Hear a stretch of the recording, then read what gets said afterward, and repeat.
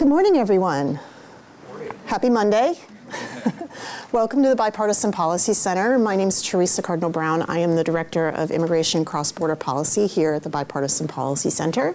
We are happy to have you here for this event where we are discussing merit-based immigration, in particularly looking at the systems of Australia and Canada and what that might mean if we would try to do something in the United States. A little bit of background on the Bipartisan Policy Center, if you're new to us. We were founded about 10 years ago by 4 former Senate Majority Leaders, Tom Daschle, Howard Baker, George Mitchell, and Bob Dole. And our mission is to try to create what we believe are pragmatic and politically possible solutions to some of the biggest challenges we have in this country, and I think immigration qualifies in that ranking. We decided to do this program in part because many of you have heard this term, merit-based immigration, used in the press a lot. Our president has called for a merit-based immigration system and has seemed to refer to the Canadian-Australian systems as models for what we might try to do. But the term merit-based doesn't really have any definition. It's unclear what that means. So we're going to dive down into this a little bit. So with me, I want to introduce our guests. To my immediate left is Michael Willard. Michael is Assistant Secretary of the Economic Policy Branch, Immigration and Citizenship Policy Division, Department of Home Affairs, Embassy of Australia, no, not Embassy, Government of Australia. He wins for coming the farthest because he's all the way from Canberra, so thank you very much, Michael, for joining us. Next to him is André Valotaire. André is Minister Counselor for Immigration at the Embassy of Canada. He is responsible for the migration portfolio as well as overseeing the actual immigration operations at Canada's consulates in Los Angeles and New York. And at the far end, who will be giving the U.S. perspective, is Dan Griswold. Dan is Senior Research Fellow and Co-Director of the Program on the American Economy and Globalization at the Mercatus Center at George Mason University. He has written a lot on immigration and trade policy for a long time. And has been in this area for a while and has recently written about what a merit-based system might look like in the United States. So thank you very much to our guests. And we'll get started with some basic questions because I'm imagining that a lot of people really don't know much about the Canadian-Australian system. If they know anything, they probably say, oh, it's points-based or it's merit-based, and what does that mean? So Michael, let me start with Australia. We're going to go in order, alphabetical order of our Commonwealth friends here. Tell us a little bit about the Australian system. Would you describe it as merit-based? And how do you go about selecting immigrants? Is it just points? Are there other criteria? In 3 to 5 minutes, condense it in. Will do. Thanks, Teresa. And thanks for the invitation to be here. And I should point out I don't come with a migration prescription from down under for the US. I'm just here to talk about our government system, which of course is designed for Australia. And hopefully can inform you a little bit more about our system. We are, and that's partly because that's a diplomatic thing to do, but it's also because we are very different countries, even though I think you could say we're 3 of the major modern immigration countries. We do have very different systems. A couple of things that strike me that are very different between our countries are the proportion of overseas born within our populations. So in Australia, that figure is over 28% of our population is overseas born. From OECD data, I understand the figure in the US is more like around 13%. And I understand Canada is somewhere in between those two, around 20%. So that's one difference, and of course there's many others. Not least the way in which immigration rules come about in our respective countries. And we operate under a Migration Act of our Parliament, which allows our minister to make regulations that set the rules for how visas work. And again, different system in each country. But in terms of our immigration program, there's essentially 2 large components. One is our migration program, which is currently set at a ceiling of 190,000 places for this year. We also have a humanitarian program, which is set around 18,000 places. I'll focus on our migration program and the different components there, because as we work towards this idea of merit-based immigration, I think what we're talking about is probably the skilled migration component of that program. And our skilled migration program is 128,000 places of that 190,000. The remainder go to family migrants, which are mostly partners, but also parents and other family migrants. Now, our program is described as a hybrid program, our skilled migration program. We have points-tested components. That is individuals without a specific sponsor who are entering on the basis of their skills and attributes, to which we have allocated points, and essentially the highest scoring people are those who are the first ones invited to apply for a visa under that program. But we also have a very large employer-sponsored cohort within those 128,000 places. And we also have regional cohorts.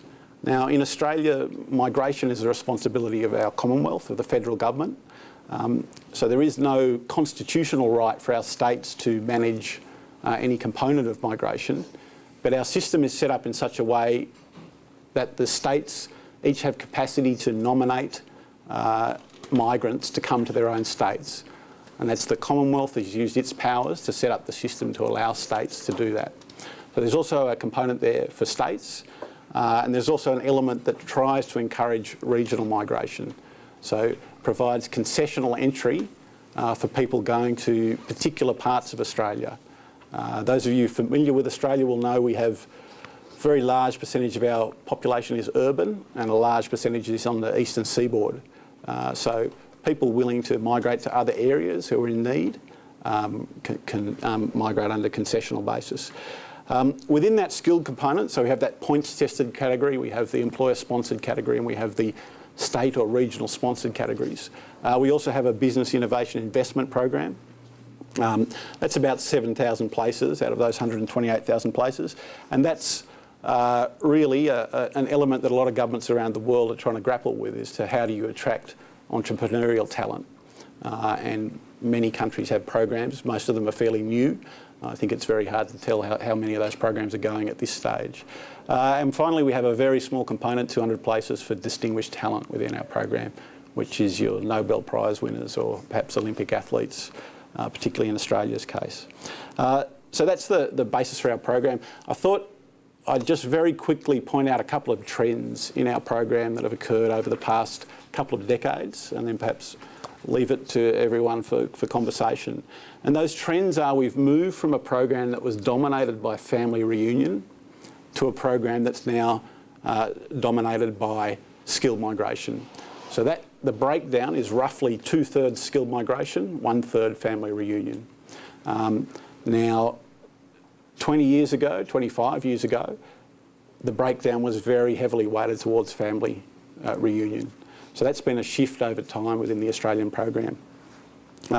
Another element that's worth pointing out here is that we're talking about permanent migration programs, but of course, with the advent of globalisation, what I think every country is seeing is the number of temporary migrants is increasing much more quickly than the number of permanent migrants. So the question of how you manage temporary migrants and how you manage their transition onto a permanent visa or not, as the case may be, is a very much a topical question for Australia. If you look at the rate of growth of our temporary cohort, and we're talking temporary workers, students, work and holiday makers, that's growing far faster than our permanent cohort. Many have aspirations to move on to a permanent visa. How do you accommodate that and how do you control that? Is another key question for us. Within our skilled cohort, we used to have a large proportion of points-tested migrants. We now have a growing proportion of employer-sponsored migrants. So we went from predominantly a human capital skilled program to a program that's now balanced between human capital and demand-driven migration. So there's some of the key trends. I'd point out that our system is designed to respond to economic need. So there are a number of levers built into it that will adjust automatically in line with what our labour markets are telling us. We also tend to make changes to the system fairly regularly. So it's always a work in progress because we're trying to align it with what we think Australia needs. So I might stop there as a brief introduction, but welcome discussion later in the day. Thank you very much. Andre, so Around here, people talk about the Australian and Canadian systems like they're interchangeable, but clearly there are differences. Michael pointed out a couple of them, but talk to us a little bit now about the Canadian system and how you balance the skilled migration, family-based, humanitarian, and your system. Merci beaucoup, et merci beaucoup pour l'invitation.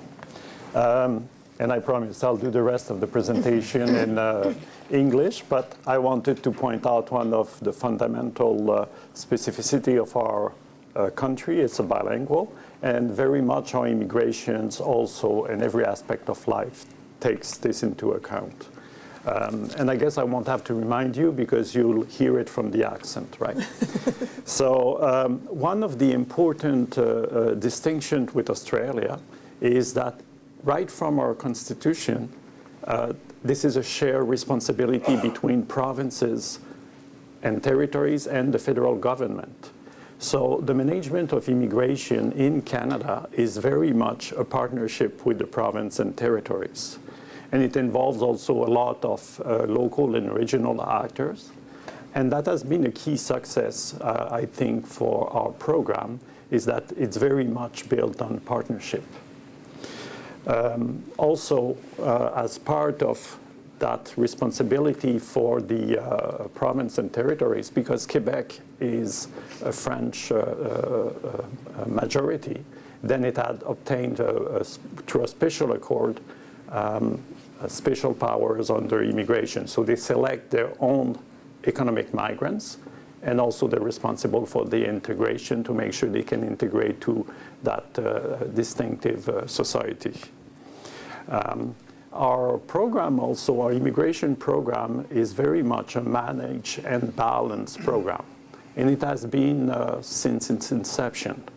So balance because it's not just merit-based, which we refer to as economic migration, but also give a lot of importance to family reunification and to humanitarian program. So the humanitarian will include, people we give protection as per international obligation and refugees that are resettled.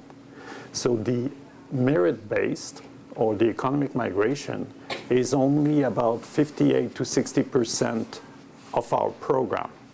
The rest is divided between family reunification at about 27%. It changed from year to year, but that's about the numbers. And mostly focusing on the nuclear families, so children, dependent children, spouses, and some number of parents and grandparents. And the third component, the humanitarian aspect, is 15%. And it's been fairly steady over the years as well. As Michael had said, we have about 20% of our population that is foreign-born, and that's growing. And that changed also because this, and they've been settling quite well. It's been a success in our immigration, and 88% of them become citizens at the earliest possible time. And our goal is to make them full citizens as quickly as possible. Another aspect that is important for our overall immigration program is the integration. So we want to make sure that people integrate, and the federal government is spending over $1 billion per year in settlement program, which is then supplemented at the provincial territorial level, and as in the US, with interaction by civil society and other stakeholders. Also, the annual targets, that's how we call it, we go and present them in Parliament every year. So it has to be approved by Parliament. And this year they will be at 310,000. And out of those, 177,000 plus will be economic migrants. In the economic migrants, a little bit like Australia, we don't have only a point-based system. So we have various streams under the economic migrants. One of them is provincial nominees, and it's basically the provinces nominates people who they want to come to their jurisdiction. And that's recognizing that they're the best place to know what is the needs they have regionally and locally. So that allows for that movement that is specific to the needs of one area of Canada. They nominate, we still do the admissibility, so ensuring that they can enter Canada and they don't pose a threat. So that's, again, the partnership is present there. We have also a little component of entrepreneurs, but that's very small. And the rest is federal economic program. So there's a federal skilled worker, federal skilled trade, and then Canada Experience Class, which is to recognize people who have worked in Canada, and that goes through a point system. The point system gives points, as in Australia, towards human capital, but also range employment. And it's quite balanced. It's a hybrid. We went from years to years changing, between the two. We started with purely range employment, then switched to human capital, and now it's an hybrid. And we monitor constantly the outcome of immigrants and adjust the system as we go. And what was found is that while arranged employment has the best outcome in the short term, over the long term, human capital is better to move the economy towards growth and innovation. I think I will stop for now and then welcome a question after that. Don't worry, I'm taking copious notes. There'll be lots of questions. So Dan, I think many of our audience who are familiar with the American system already have noticed some differences and similarities, but why don't you talk a little bit about what your research has shown and sort of how we differ from those, and what would be some of the challenges if we were to do this? Yes, and thanks for the Bipartisan Policy Center for inviting me here and these distinguished guests. That was a great Super Bowl ad for Australia tourism, by the way. That's right. That was good. How many saw that? Maybe you want to book my ticket there. Maybe even immigrate there. I don't know. I have to admit, I groaned initially thinking they were remaking Crocodile Dundee, but it turned out okay. That's great. Well, I've come to lavish mostly praise. I think the comparison between the United States and the Australian and Canadian systems is welcome. Maybe not for the reasons that some of the people trying to compare them intend. I'm going to talk mostly about the positive elements of their systems that I think we can learn from, and maybe do a little bit of nitpicking on what we may not want to follow as fully. The theme seems to be more rather than less. More employment, skills-based immigration. Both countries, their overall immigrant pool is about 60% employment-based. Ours is 14%. We're overwhelmingly family-based. They were kind enough to let me put up some charts here. This really tells a story. I think to talk about immigration, you really have to look at it as a rate. Both these wonderful countries have populations that are about a tenth of ours, if not less. So when they let in 300,000 immigrants, it's going to have a disproportional impact on that country as opposed to ours, a country of 325 million. And what you get from this chart is it isn't that they are more stingy than we are in allowing family-based migration. They're actually about the same on a percentage.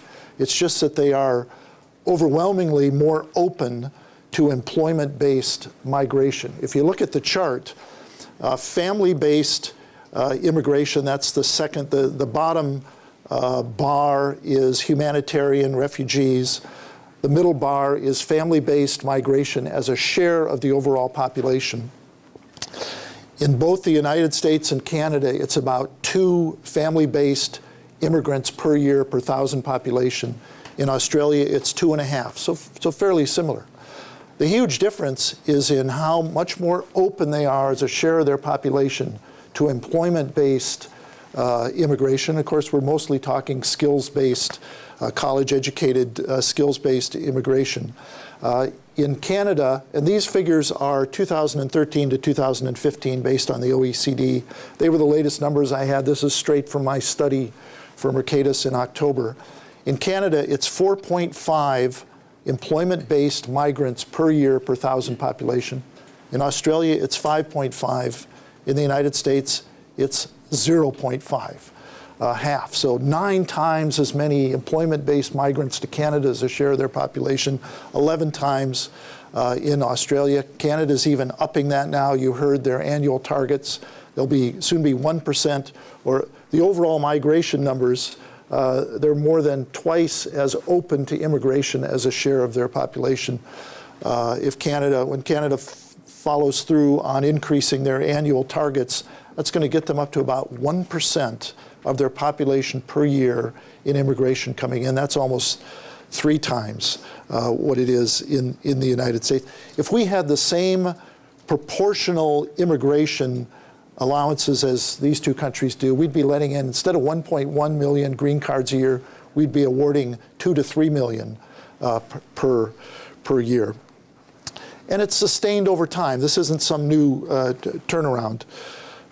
You heard them both refer to the foreign-born population as a share of the overall population. They were exactly right. In the US, it's about 13.5. Canada, it's 20. Australia, it's 28. But this just shows you the trend over time. That has been a fact going back for almost 3 decades, and the trend in all 3 countries is up. But we're not getting any closer to them. They're more. If we're an immigrant country, they're an immigrant country times 2. The composition of the immigrants with Canada, it's pretty remarkably similar. Are the top 4 source countries for permanent immigration. 3 of the countries are similar for the U.S. and Canada. It's the Philippines, China, and India. We happen to have Mexico for obvious reasons. There it's Pakistan. Thank you. Australia is a little different, China and India, but also for historical ties, Great Britain and New Zealand. And I'll just end with this observation, then I'll get into my nitpicking. I think by any measure, these are 2 successful, pluralistic, democratic countries with thriving open market economies. And those higher levels of immigration don't seem to have caused them any problems that should make us hesitate to increase our overall immigration. I'll just close on a couple of nitpicky things on the point system. Well, first off, in this country, I think when they talk merit-based immigration, it's a bit of a code word for reducing overall immigration numbers. If you look at the merit-based point system in the RAISE Act, for example, it's very restrictive, more restrictive than these other 2 countries that they're hold up as an example. There are some problems that I've read about with a strict merit-based system. One is screening. Immigrants have an incentive to maybe exaggerate their language or education skills. It's required governments to do some third-party checking. If you rely on employers have the greatest incentive you can think of to make sure somebody's got the right credentials because they're hiring that person. There can tend to be something of a mismatch between the skill sets of the immigrants coming in and what industry needs. And in both countries, you've tended, at least in the past, to have a little bit of a higher, say, unemployment rate among skilled workers than in this country, because when they come in, they pretty much by definition have a job. The numbers can be a bit mismatched. You can have an oversupply at times and undersupply in others. You're hearing that in both those countries, they're moving more towards, I think they both use the term hybrid system. That would be fine, but I'll just end on a kind of a philosophical note. I tend to have a preference philosophically, but I think based on experience that a more bottom-up system relying on the market signals of hundreds of thousands of employers and what kind of workers they need tends to give better results in terms of matching immigrants with the opportunities here than a kind of top-down government-managed system where people in government with good motives, but not always with enough information, are trying to decide what kind of immigrants we need. So I know both the United States and the European Union tend to have more of a demand-driven, employer-driven system. So I would just say let's fully embrace our friends in Canada and Australia in the example they set in terms of the numbers and tilting more towards more employment-based, not cutting seriously family. But I'd be hesitant to embrace a merit-based system. I think a employer-driven demand-side system is better. Thank you. Thank you, Dan. All right, so lots of food for thought. I'm going to ask some follow-up questions. So one of the questions I have for you both, Michael and Andrea, is, again, in this conversation of merit-based, as I mentioned at the beginning, merit-based doesn't have a defined definition in immigration law in our systems. And I think you both mentioned that your skills selection process, it's not just about the individual skills, but there's also a component of what your country needs, right? So there is that sort of, looking at the economy. So how do you define skills? Is it just, you have to have a graduate degree or PhD or education level, but what if you're like a highly skilled technician, or you're just in an occupation that's heavily in demand that may not require a lot of education or work skills? Michael, do you want to talk how you balance those needs? So our Bureau of Statistics does a lot of work on labour market statistics, and as part of that work they do a job of classifying every occupation in Australia. I think there's 1,200 or so occupations that are classified. That includes a broad indication of what educational qualifications would be required to undertake that job. And our migration is focused on the skills end, so there are 5 classifications, and ours takes people down to what we call skill level 3, which is really you might say 2 years of post-higher education training. This could include a trades field, and it could include most professional jobs. On top of that, we have our equivalent of Department of Labour, I guess, who look at, do a lot of modelling and look at what is the long-term need in terms of these occupations. So that sits on the points tested side. We also have the employer-sponsored side, which is more filling short-term needs in the economy. And that's really driven by employers, I think, as Dan talked about. That can be at any skill level, that employer-driven? It's still only skilled migration. We've got some programs at the unskilled level, but very small programs, and with a lot of controls around them. And do those require a labour market test? The employer has to first test to try to see if they can find Australians, or is it sort of a given that certain occupations are going to be in short supply? Yeah, the labour market testing process is actually currently being expanded. It used to be just at the trades level. It's now being expanded to professional levels as well. It's focused on the temporary side of migration, so temporary employer-sponsored migration is where the labour market test occurs. Okay, but on permanent migration, not necessarily. There's a range of requirements. There's not so much a labour market test, but there are requirements that go to salary level, and the government's very keen to see a situation where migrants aren't displacing Australians. Migrants are complementing Australians in the workplace. Right. Andre, in the Canadian system, how do you regulate between sort of, as you said, the human capital and what Canada's economy is demanding? Yeah, similarly to Australia, then we have a lot of studies that are looking at what are the longer-term needs of the economy, and that more in the highly skilled, or the skilled occupation. I shouldn't say highly skilled. We go into the management, and it's National Occupation Guide for us, but the professional level, the management level, and then the skilled trade to be able to meet those demands. And that's, people have to be in those occupations to enter the point system, if you want to say. But the provinces and territories, through their nomination, can also, and they do their own research, and they can also nominate people at lower skill level, if that's what their regional needs are. And for example, in Manitoba at one point, they needed people to work in their meat packing industries. So they used a nomination. And that's the flexibility in the system to allow that, while the federal level programs are looking at the longer term needs. And there is always the possibility for the employers in either system, either in the provincial nominee system or in the point system, to make an offer of employment. And that will give more points to, and then ensure the people can go through the system. So that's how we manage it, the balance between the two. So Dan, I was just going to turn to you. Like I hear this, and it seems they both talk about managed systems. Yeah. A lot of governmental actors here, a lot of statisticians and labor markets, and a lot of sort of the government figuring out what's needed, provincial or federal. Our system is very different. It's pretty much congressionally mandated at the legislative level. The numbers are set in statute. We haven't changed them in 30-odd years. Yeah. How would we manage this? And so much has changed in those 30 years.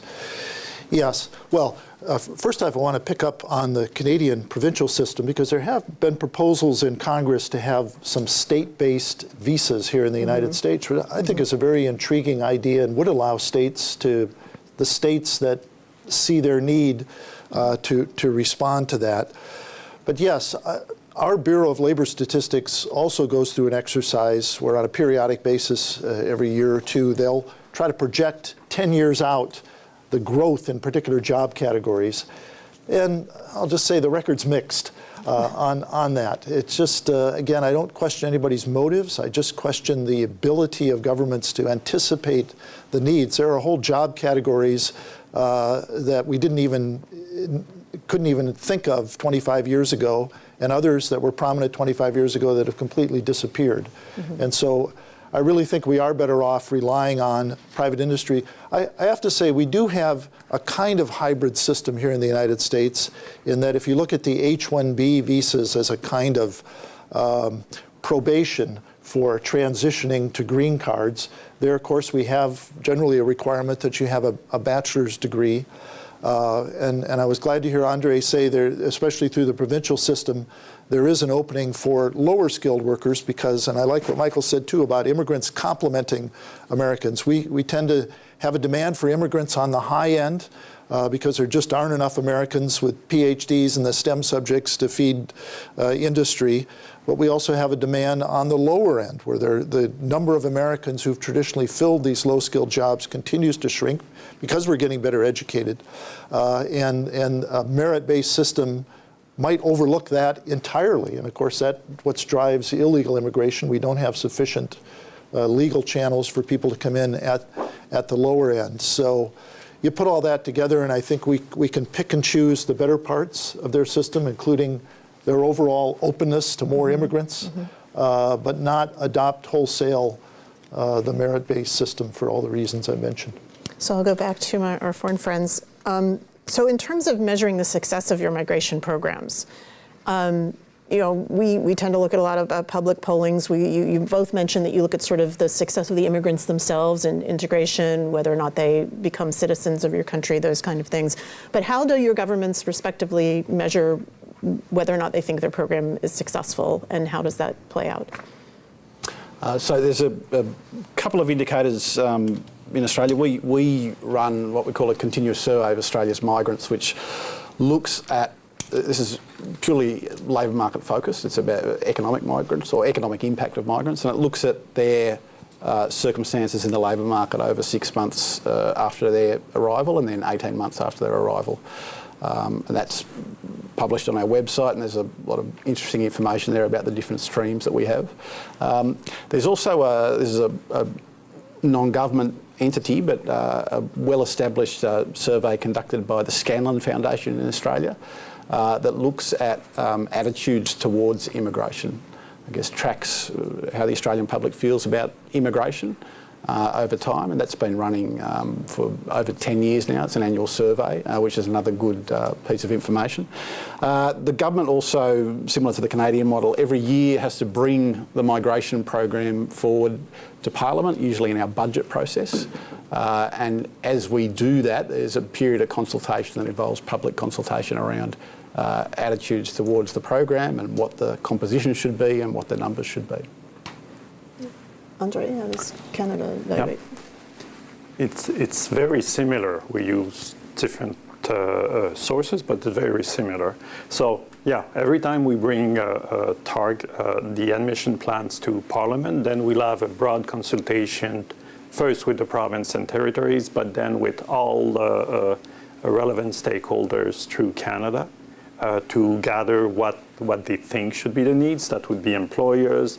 They will look also with the civil society. They will look at the municipalities. They look at the education stakeholder, because as you grow your population and you get more immigrants, you have to ensure that there's room in the school, and it's all organized that way. So there's a lot of polling in that goes directly in those consultations before we bring a plan to Parliament. And last year was the first time that we didn't go only with an annual plan. We went with the 3-year plan. And that's recognizing as well to give more flexibility to all the actors in society to plan ahead. So not just year to year, but know that in 2 years' time, there'll be that many immigrants in 3 years' time. So there's that process. We have also an annual survey that takes that is done by the government every year and polls the opinion of Canada. It's at least once a year. It's often done on a more frequent basis if we feel that there is a need, that there may be something happening that we need to get the pulse of Canadians. And in the latest one that we have done, everybody, a large majority was supportive of higher level of immigration and in the 3 streams. So we looked at the 3 streams: humanitarian, family, economics. There was broad support. And then we have the measuring of outcomes of immigrants, and that's done through a linkage between the immigrant data with the tax data. And it measures the income of immigrants after a year, after 2 years, and even the second generation afterwards. And to measure what has been the success, it can drill down by age, nationality, education, categories, and it allows us to know if we need to adjust the system. And that's one of the things also that we have, similar to Australia. The minister has the authority to adjust the point system very easily or to introduce new program as required. So Dan, I don't know about you, but the idea that Congress would vote annually on our level of immigration to this country, as hard as it is for them to take one vote on one tiny part of our immigration system right now. I mean, what strikes me very much is just the level of intentionality in these programs. That the government's not only propose every year, they look at what might be needed, Parliament gets a say, they poll the public, and it's intentionally managed. Our system has been pretty much set it and forget it as far as Congress goes, right? They pass a law and like, okay, go for it, and it just stays in place forever until something changes or is there a need to change. What's your sense about whether or not, again, sort of a little political guesswork, could we manage such a system in such a way? Wow. This might be the upside of a parliamentary system, that they're maybe a little better able to deal with these questions. Our system has some significant advantages in terms of checks and balances, but it does make it difficult to handle this. And that's why I wouldn't want to see a commission or something, because yes, it might free Congress from its gridlock, but I don't think it has the information, the flexibility to respond to the market. So I don't have a quick answer to that. Political scientists do, but I think we need comprehensive immigration reform in this country. I don't think we should do it under a 2-week deadline leading up to a continuing... Probably not the best time if you're going to be thoughtful about your process like the Canadians and Australians. I will just respond to a couple of things. I think in terms of public opinion in this country, we've always been ambivalent about immigration, haven't we? We're very proud of our immigrant heritage. We're always a little uneasy with the current wave coming in, whether it was the Irish 150 years ago or the Italians, and now predominantly Latin American. But I think Americans do tend to support comprehensive immigration reform in the sense of legalizing the dreamers who are here. They want to see a solution to that. They want to see adequate checks to make sure terrorists and criminals don't get in. They want immigrants to work and not go on welfare. I think those are all reasonable expectations. And then in terms of measuring the success of immigrants, no, we don't have a particular government agency charged with doing that. We have had a couple of very thorough National Academy of Sciences studies over the last few years. One, I think, in 2015 on sort of the cultural aspects, 2016 on the economic consequences of immigration. And the conclusion, and these are distinguished panels of experts across the spectrum, was that the immigration assimilation experience in the United States has been largely, if not overwhelmingly, successful. Immigrants learn English. Their children are almost invariably fluent in English, bilingual. By the third generation, forget it, they're just speaking English alone. You know, the United States is a big assimilation machine. We're still known as the graveyard of languages, and that is working. In terms of economically, immigrants are contributing significantly to our economy, in particular the high-skilled immigrants. We need more of them, not fewer. So again, I think our experiences are similar, even though our systems and our history are somewhat different. So, Michael and Andre, both of you mentioned some changes over time that have been implemented in your system. Is part of those changes as a result of some of this surveying and data? And what do you think may be some of the next changes that are being considered? I think Dan mentioned that Canada is looking at increasing the targets. What are some of the changes forthcoming for your systems? Sure. I mean, yes, the changes generally respond to what we see in the program. And I guess if you look at recent changes, there's been a slight increase in our English language thresholds for skilled migration, and they apply across both the points-tested categories and the employer-sponsored categories. And there's a wealth of data and research on the importance of English in terms of a determinant of migrant success in Australia. So we're often adjusting. Another significant change is the introduction of a system called Skill Select, which is our system which captures expressions of interest from potential migrants. We then issue invitations to those migrants to apply under the points-tested categories. What that lets us do is vary according to occupations, the number of invitations we issue, the respective scores that we set for different occupations, and that's about being able to target a program and control a program according to whatever labour market needs there are. More recently, the government's introduced some changes that will be taking effect fairly shortly around our temporary employer-sponsored categories. And these go around more targeting. I guess they were far broader in the past. They'll be more targeted, and the criteria will be raised slightly as well. But that's just a couple of things. Andre, what's kind of looking at? So, yes, the continuous increase in immigration, and so trying to aim at 1% by in 3 years' time, and in all categories. So all categories are increasing in number at the same time. One of the things that, based on the measure of success, the earning incomes in that study that is ongoing, one of the things we changed is in 2016, in our point system, we decreased the number of points given to arrange employment because we found that it was then giving us mostly lower skilled occupations, and we're not getting the high end. And so we were getting people from the food industries and cooks and all that, which, you know, we said can go through the provincial nominee system. We want to have the human capital, and so we adjusted the point. And all the research that had been done on the longer longitudinal studies shows that really the arranged employment has really a good benefit in 1 or 2 years in the longer term. What drove the economic growth and the innovation and the best success of immigrants was the one with the higher human capital. So we changed those points. We also adjusted, so the system gets to be adjusted to meet other needs of the populations as well. So one of the needs, and it's a government priority, is Francophone community outside of Quebec.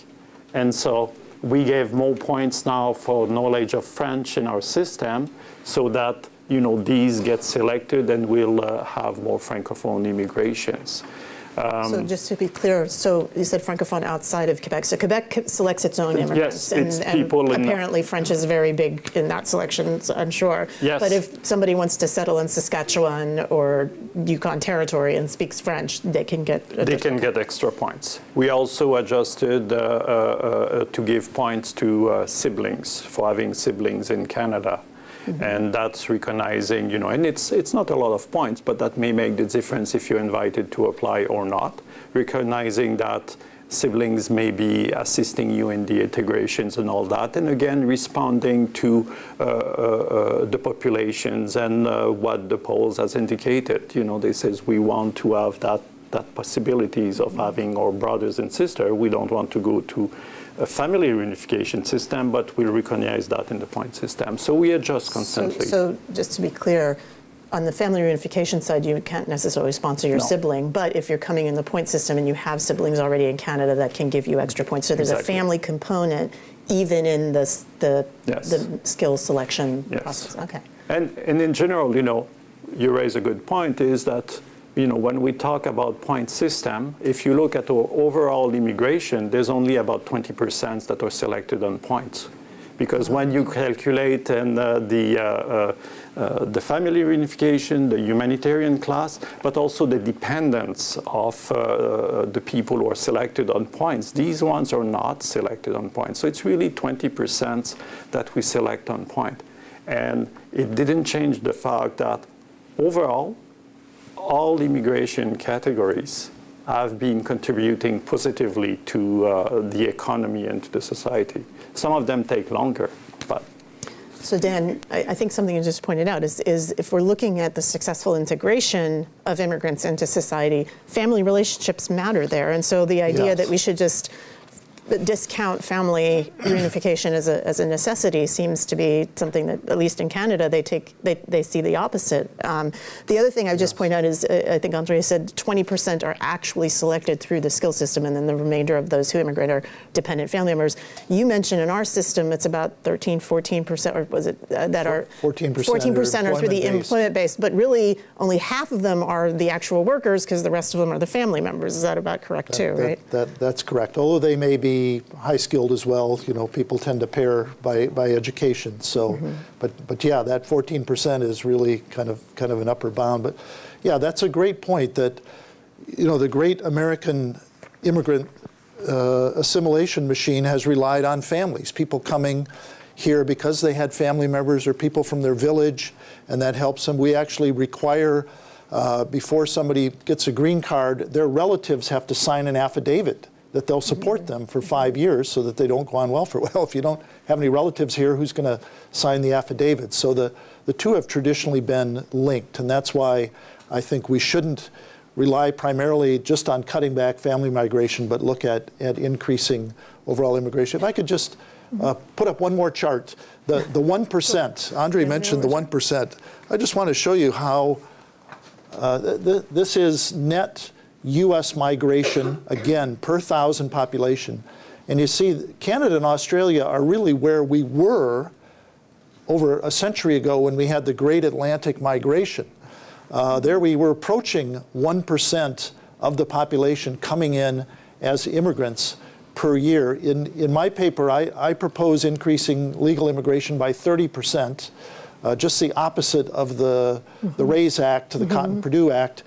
But all that would do is get us back to we're at about 3.3 immigrants per 1,000 population. That would get us up to 4.3, which is the historical average. If you average all those bars, if just our historical average would require a 30% increase in legal immigration, which I think we'd be well able to absorb in this country profitably, the benefit, but we'd still be less than half of what Canada's target migration rate is going to be very shortly. So I have to point out that net negative bar there, that is at 1930 to 1940. Great Depression. So it's a Great Depression, but it also follows the Immigration Act of 1924.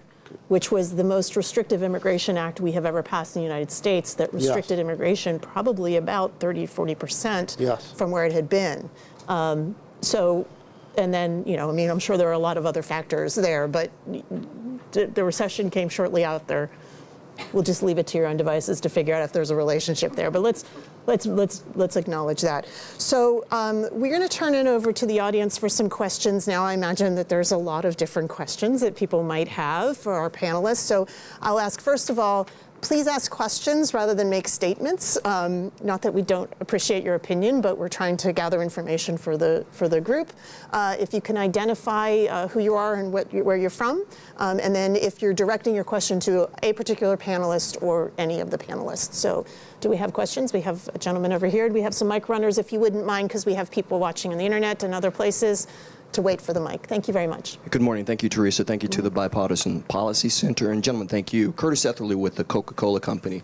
Quick question for any of the three of you, and that is, one, the experience, perhaps for our country friends, the experience with low-wage or low-skill jobs. If you could talk a little bit about whether you run into challenges. That is, of course, one of the chief concerns or criticisms here.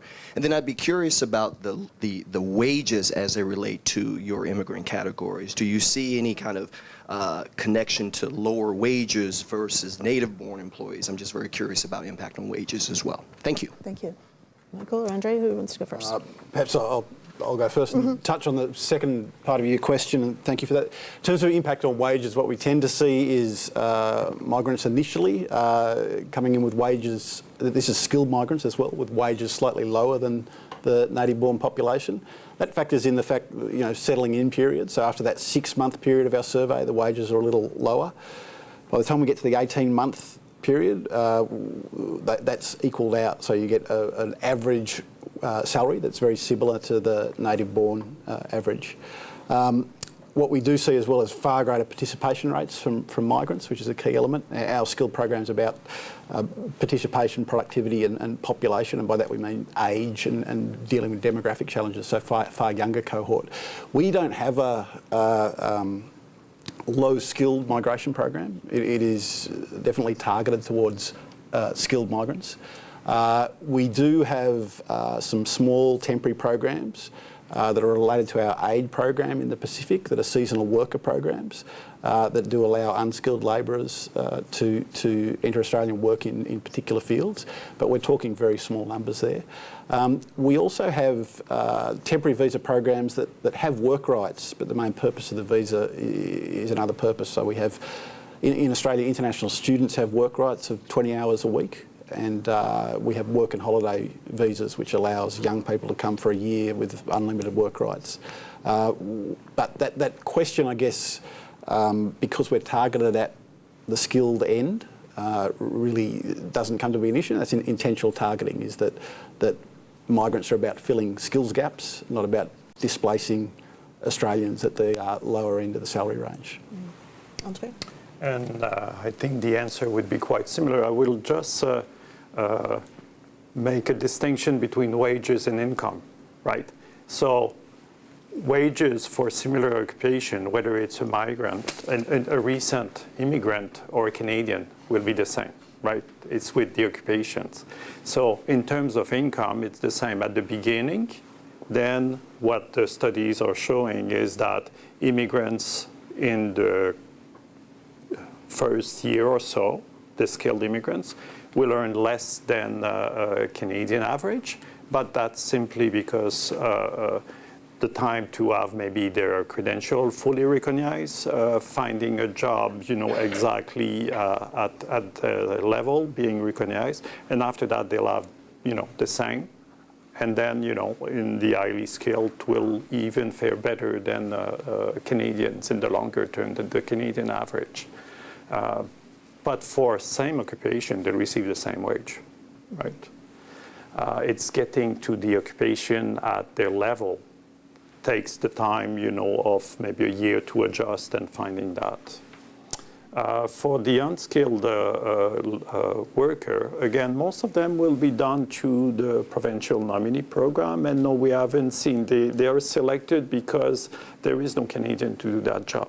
So they're filling a gaps, and the wage will be the one that are staged for anybody who's taking that job, Canadian immigrants, and we haven't seen any impact on lowering wages in those occupations in Canada. And like Australia, also we have temporary foreign worker program that will fill some acute needs, including some of the lower skilled. And every effort is made to increase participation of Canadians into the economy as well, right? And so it's not just immigration, then you'll have other programs to retrain people and get them active in the workforce. And so really you're filling a gap when you come to immigration. You're not displacing anybody and you don't see an impact on wage and income. Thank you. Other questions? This gentleman over here. Thank you. Buenos días. My name is Walter Tejada. I'm with Tejada Consulting Services in Virginia. This question is primarily to the gentleman from Australia and Canada, but you're welcome to also comment. It seems that there's a lack of will in this country to really do comprehensive immigration reform, which is, I think, as it was mentioned, the overwhelming majority of the American public would like. So my question for you is what suggestions you would have, particularly like that some of us have the impression that Canada and Australia are overwhelmingly white population majority countries. So some of the arguments in this country, the economic argument, tax contributions, for example, doesn't cut it, even though the overwhelming majority of immigrants undocumented contribute to the system subsidizing all the retiring Americans through the Social Security fund and so on. The crime index doesn't cut it because evidence shows that immigrants commit less crimes than the native population. And we can go on about those indexes. So do you have a white index fear factor management tool in your countries that could be possibly considered in this country? The truth is, folks, what's deep in their heart is sometimes let out inadvertently or on a statement they might make. Recently, the president mentioned that countries from El Salvador, Haiti, and African countries were not necessarily welcome. He used other language. Mm-hmm. But countries from, people from countries like Norway are. My understanding is Norway is probably majority white country. So do you have any suggestions on how the white fear factor is being handled in your countries, and what lessons could the United States take from that? We have a browning of America going on here. The white population fell a little behind a number of decades ago. So, we are where we are now. What suggestions do you have other than the indexes that clearly have data to back it up? Let's just be blunt and talk about that as another factor that maybe ought to be direct about, and so that we can make a rational adjustment to our immigration policy. Let me redirect the question slightly. Thanks, Teresa. I mean, how would you respond to the criticism that selection processes that are aimed at more highly skilled immigrants are going to favor more developed countries, for example, which for a lot of the world may be more Anglo? I mean, do you face those criticisms, one, at home, and two, and maybe more broadly, how do you look at your migration program in terms of your overall demographics? So in Canada, you do have a particular francophone issue, but francophonie is worldwide, right? They can come from a lot of different places. In Australia, I'm not sure how that managed, but talk about a little of the demographic impacts of your systems. I can start. So in terms of the highly skilled immigrations, then maybe favoring more developed countries, well, as was said at the beginning, the fourth top source country of immigrations for Canada has been, quite stable over the last decade, and it's India, China, Philippines, and Pakistan. And the same also in terms of the skill migration. So developing countries have talents. They have universities, they have, look at what's happening in terms of industries in China and India and across the world. I mean, yes, that's where our skilled immigration, because we don't see that much interest of people leaving Western Europe to come to Canada, right? They are into a society where they're faring well. So that's not where our immigration is coming from. And 20% are foreign-born. And the first top countries, 4 top countries are the one I just mentioned. Then you can imagine that, our countries demographically is changing this way, and the face of Canada is changing this way. For Francophonie, it's the same thing. When Quebec selects, most of the immigrants will come. There'll be a portion that comes from France, but a lot comes from the Maghreb and Francophone Africa. And it's also changing the face of Quebec. But then the important is to do the integration, ensuring that, they integrate in the labor market. They're not displacing anybody. They also are part, they go into the schools. So, everybody gets to know an immigrant, right? And there's a lot of programs that is made also to advertise the success of immigrants. So Canadians can see, that, yeah, they're doing well. Mm-hmm. And that's why when we polled recently again, there's an overwhelmingly support for immigration in all 3 categories, and continuing that balance, and also the need to do the humanitarian aspect. And that's... And if you haven't been to a city like Toronto recently, where half the city is born in another country and the variety of nationalities is amazing, you haven't understood Canada. Canada's white only because it has snow. That's what I would say right now. Michael, what about Australia and its demography? Yeah, I think looking at the demographics, you've got 28% of the population overseas born. If you look at first generation, you've got more than half the population is either overseas born themselves or their parent was born overseas. And you look at that makeup of our migration program over the last, getting on to 2 decades, and really India and China are the dominant countries. The UK also features significantly. But then as you move down the list, there's a number of countries. The Philippines is also there, and I think probably a number of similar countries.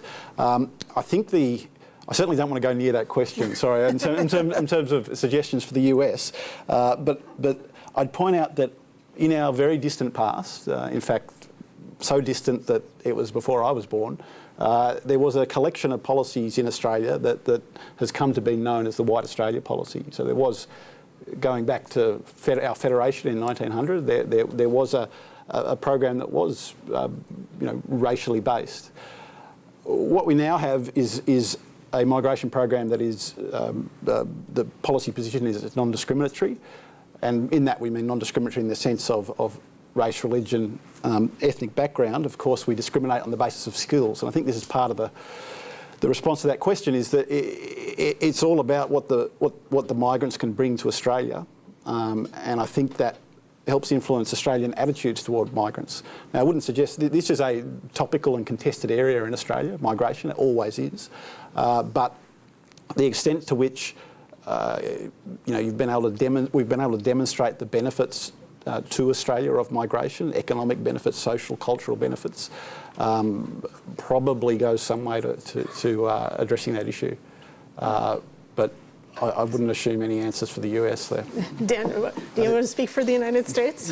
Well, this is yet another way I think we can learn from our friends in Canada and Australia. I don't think we should have a whiff of ethnic engineering in the US immigration system. That's what we had explicitly in the immigration acts of the 1920s. Mm-hmm. They were explicitly meant not just to keep us predominantly white country, but white Northern European. And I think that was rightly, that system was rightly put aside in the 1960s.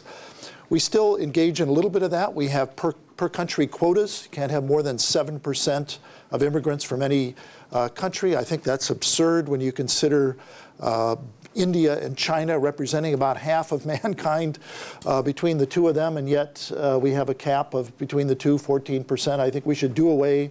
China has the same cap as Singapore.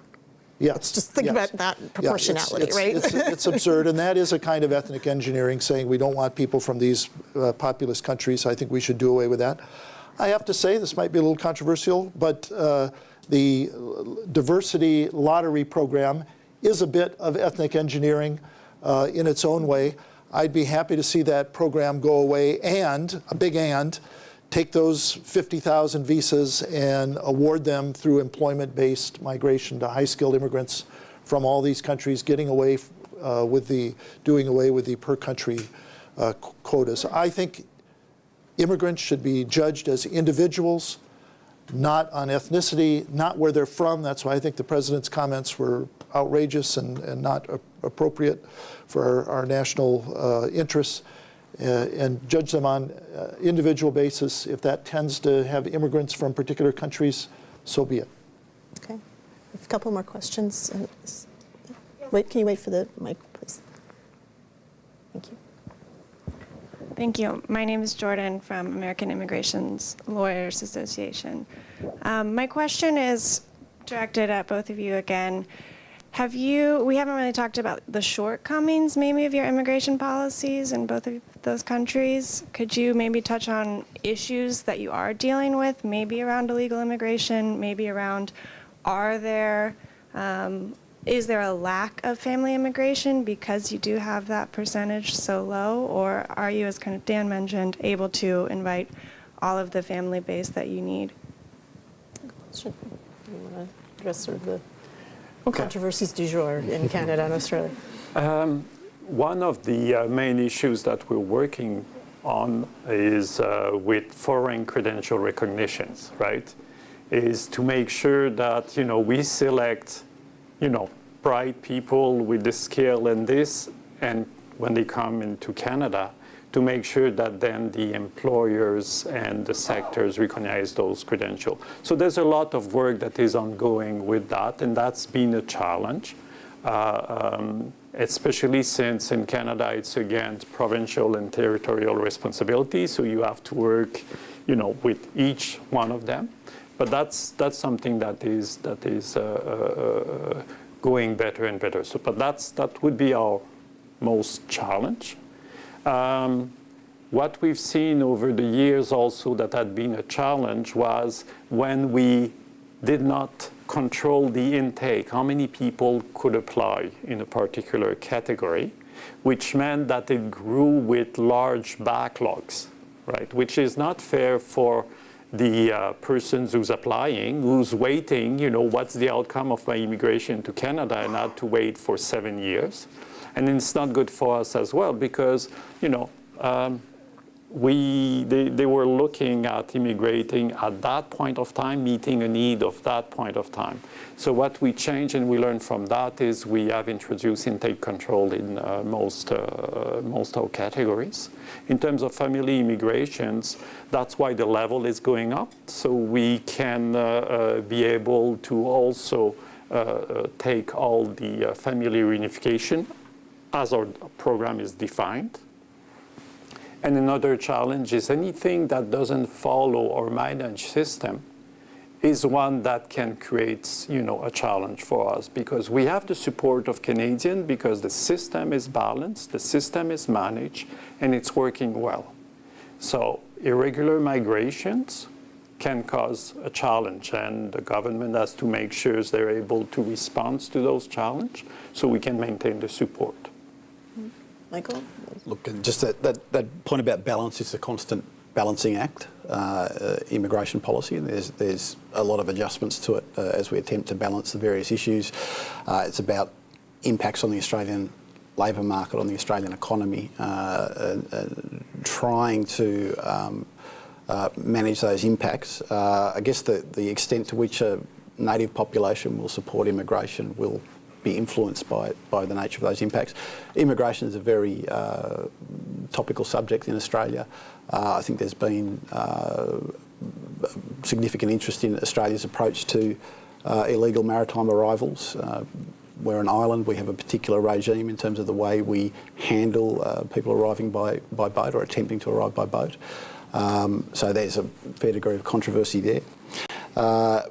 The underlying view, though, is that a managed system, and a system that demonstrates to the Australian public that it's managed and the government is managing the flow of migrants, allows for general popular support for a level of migration. I touched on the temporary to permanent issue earlier. One of the problems we've had in the past is I guess a growing expectation among a growing number of temporary residents that they would achieve permanent status. Now, of course, that's not going to happen unless you're expanding your permanent migration program endlessly.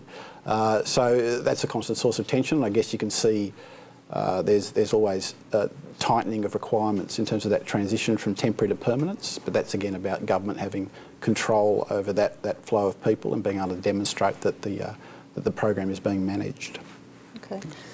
We're about ready to wrap up, and there are a whole lot more questions we can ask, but Dan, I'm going to ask you to finish up here. So if you had to just sort of encapsulate what you think the lessons that America could learn from the Canadian and Australian systems, if we're going to look at what our system could be in the future, what do you think are maybe the top 3 things that we should pay attention to from these systems? Well, there are some profound lessons here, and it isn't just theory. These are 2 very important countries in the world, important U.S. allies that have had immigration policies somewhat different than ours, and they've been successful by every measure. Can they be tweaked? Can they be improved? Yes. I think one lesson is a modern economy, advanced economy, can accept a significant share of immigration as a share of the population over and above what we do in the United States. In raw numbers, we set the pace, but as a share of our population, we're pretty far down on the list, actually, among developed countries. Secondly, we can go back and forth about the ideal system, but I think what you've heard is all 3 systems are a kind of hybrid. Ours tilts more towards demand-driven, theirs is more towards the government. Both have some advantages. I'd be happy to take on their merit-based system in exchange for their numbers. And I guess those 2 big things, the overall level of migration, I think they tilt as a share towards employment-based migration, but you notice it hasn't come at the expense of family immigration, and they've made some wonderful arguments about how the 2 complement each other. And it doesn't have to be from countries like Norway. I think all 3 countries show that the ethnicity, the country of origin of the immigrants doesn't really matter. What matters is the character of the individual immigrants. Immigrants are a self-selected group. They tend to have an extra dose of not only higher education often, but gumption and get up and go, and initiative and ambition. And I think we should welcome more immigrants. It should be about more legal immigration, not less, here in the United States. And we have 2 powerful arguments in Canada and Australia in favor of that. So I would just add to that, I think what we heard at the end is that the receptivity of a public to immigration is directly proportional to how well they think the systems are managed. And Canada and Australia have made a lot of efforts to understand how the public feels about their systems, to express to the public how the system is managed. And I think that's maybe something we have not done very well in the United States in terms of talking to our public about our immigration system. And if you look at polls, an awful lot of people may have a underlying idea that immigration could be good for America, and yet don't see our system necessarily being good for America. So we probably need to do a better job at that. Well, I want to thank our guests very much. Please join me in thanking them. As I said, there's probably a lot more that we could talk about here. We only have a limited period of time. If you have more questions about the Canadian and Australian migration systems, I suggest very strongly go visit their embassy websites. They have a lot of good information about their systems, and you can find out more about what we have written about our system on our website at bipartisanpolicy.org/immigration. Thank you all for joining us.